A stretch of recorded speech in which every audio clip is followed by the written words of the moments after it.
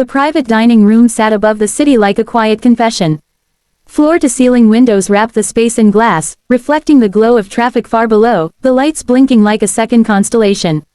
Daniel Harrow had eaten in rooms like this on 4 continents, yet tonight the air felt heavier, as if the city itself were holding its breath. He set his phone face down on the table, an old habit from meetings that required attention.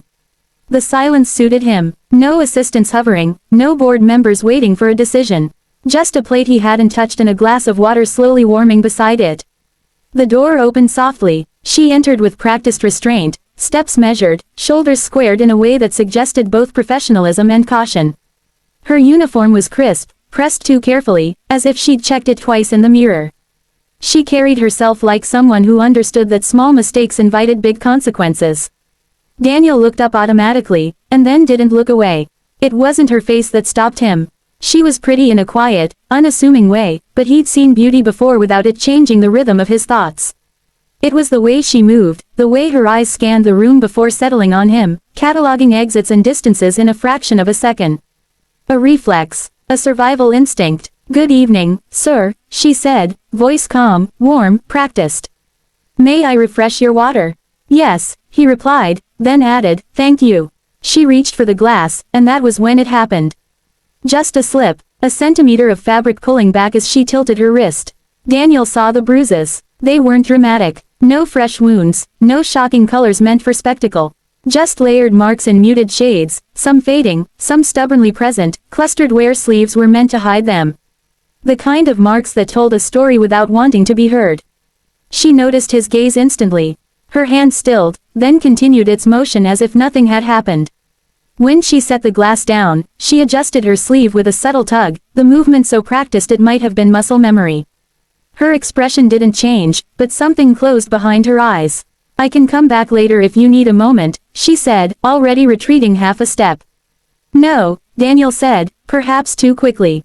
He softened his tone. "That's fine, please." She nodded, relief flickering across her face at the lack of questions, and turned to leave.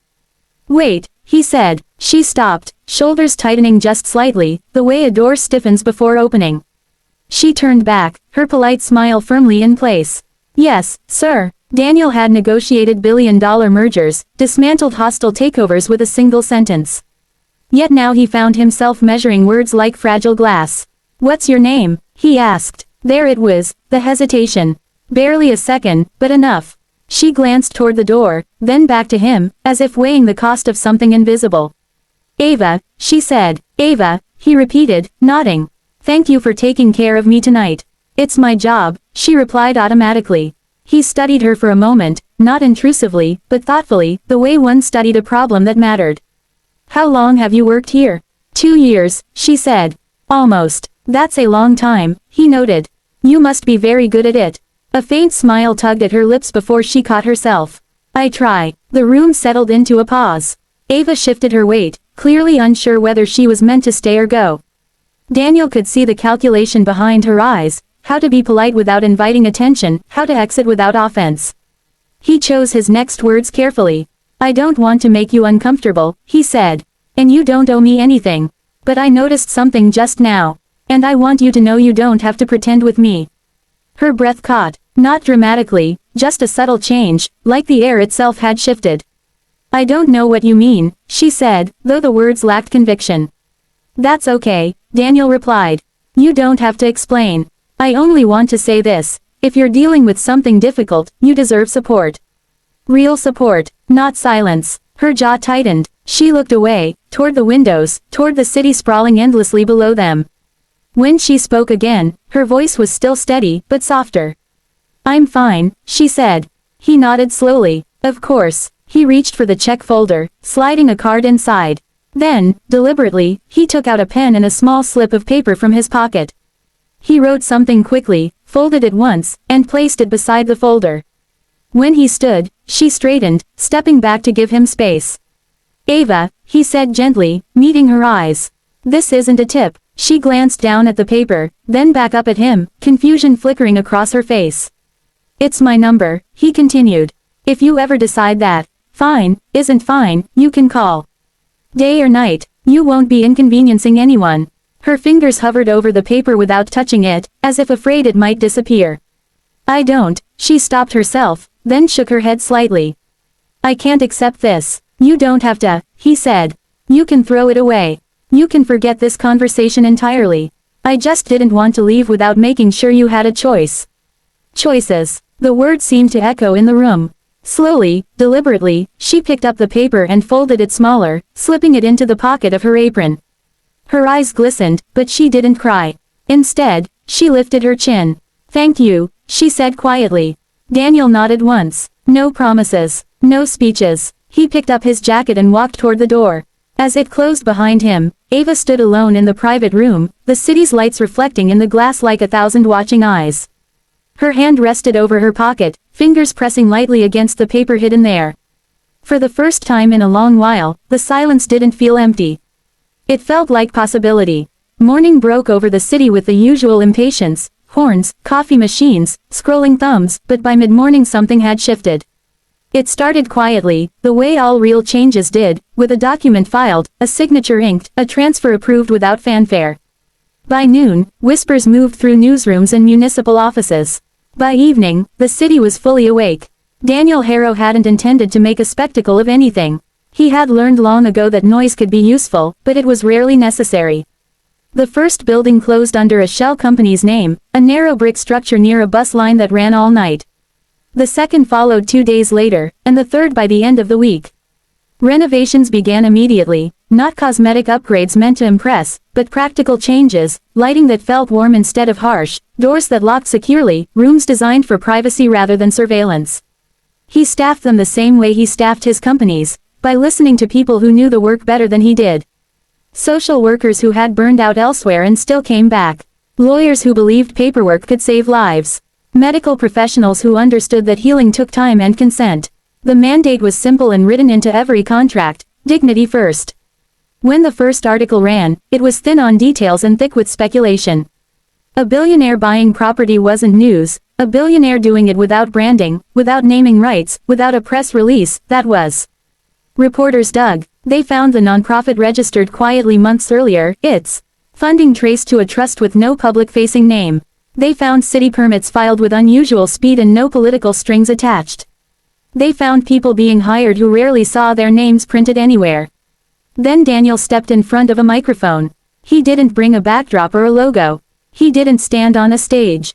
He chose the lobby of one of the newly opened buildings, sunlight filtering in through tall windows.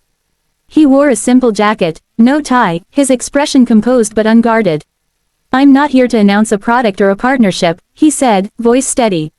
I'm here because the city doesn't need another headline. It needs another door that opens. Questions came fast. Why now? Why this cause? Why no name attached? Daniel answered only what mattered.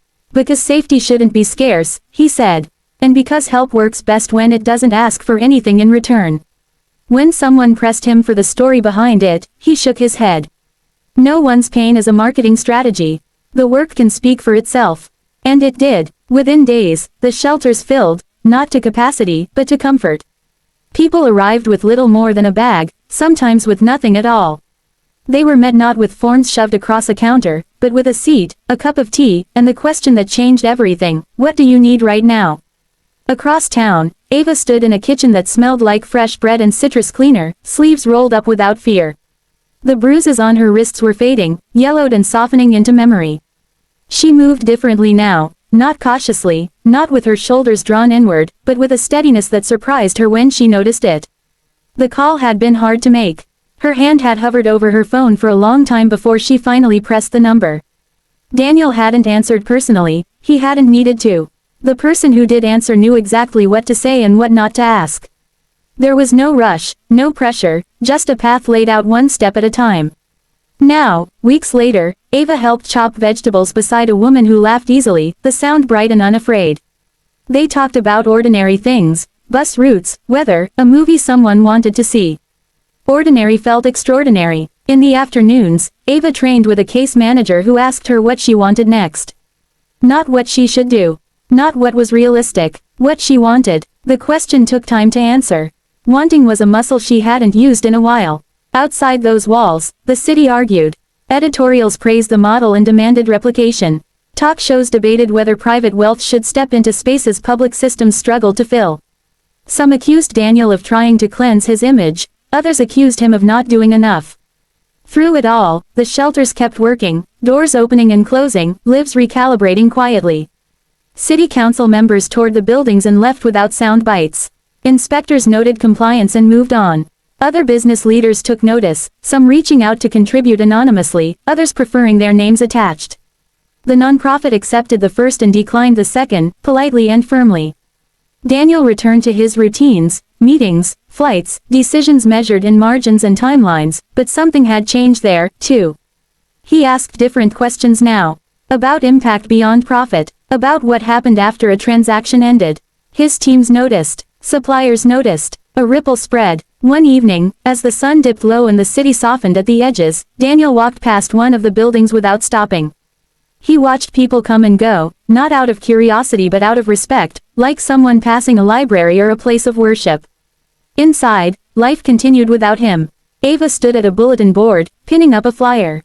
For a training session, she had agreed to help manage one of the programs, not as a favor, not as a symbol, but because she was good at it. She understood the small things that mattered, how to make a space feel safe without making it feel watched, how to listen without leaning too close, how to remember names. The city buzzed with shock, praise, and questions that had no single answer. But in kitchens and offices and quiet rooms with windows that let the light in, something else took hold. A sense that being seen didn't have to be loud. That change didn't always announce itself. That sometimes the most radical act was simply refusing to look away, and then doing the work that followed.